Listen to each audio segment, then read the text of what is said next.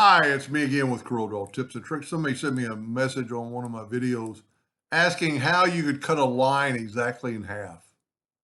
You can see this is an 18-inch line, this is a 20-inch line, this is a 40-inch line.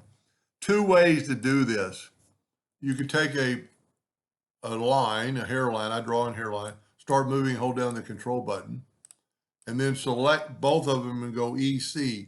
What that did, it put that line exactly in the room in the center. So if we remember this is an 18-inch line, take your virtual segment delete key and delete that line.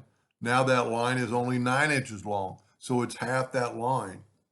I don't really understand why they're wanting this, but the other way, this line's already a curve. If we pick the pick tool, well, I've already played around with this one. Let's do another one.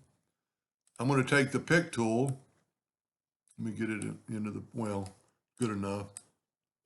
Let's select both nodes and go right here and add a node. And then select that node and right click and break it apart. Then this is a 40-inch line. If we cut away half that line, now that line is only 20 inches. I hope I understood what he was asking and hope that helped. Thank you for watching.